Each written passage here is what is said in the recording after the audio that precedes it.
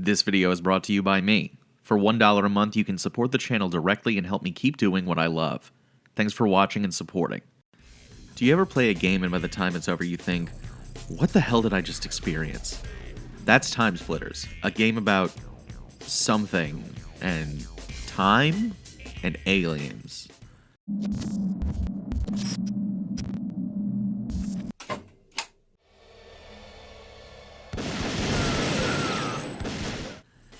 According to the back of the box, Timesplitters is about an evil race dwelling outside of time and space. Roused from an ancient sleep, they cross the threshold from their shadowy dimension, ripping through the fabric of time to make humanity history. So did that clear it up for you? I know it didn't for me. And the story section of the manual did little besides explain what a story mode is. I feel like an actor. What are these characters' motivations? What are their dreams? Perhaps I'm being a little too tongue-in-cheekily harsh on this game. Single player is a brief experience, and there is a lot of focus on multiplayer, something I didn't really get to indulge in because I had no one to play with. But the story mode features 9 levels, each of them taking place in a different part of history, from the days of the pyramids through the future. I kid a bit, but I really did have a lot of fun with it. Each level starts you off with a pistol or some kind of low-end gun. As you take out enemies in your respective areas, you can get better guns like machine guns and shotguns in the more modern areas, as well as the pulse grenade launchers in the future that send enemies ragdolling in a surprisingly satisfying and fun way.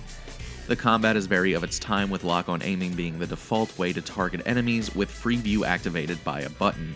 When you start a level, you have to pick between 2 characters who are native to that time and place. Unfortunately, it doesn't seem to matter who you pick because the game is a first-person shooter anyway.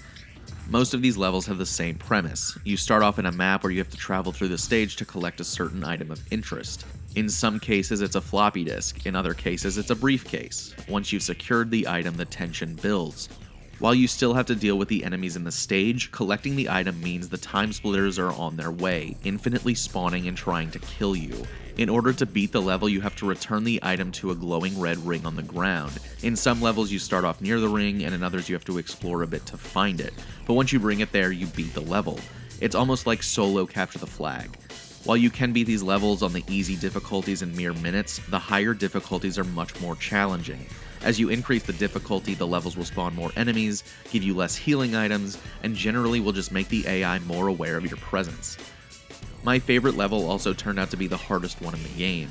There is a level where you have to infiltrate an abandoned house that is overrun with zombies, and you have to kill them by exclusively shooting them in the head and watching them roll across the floor.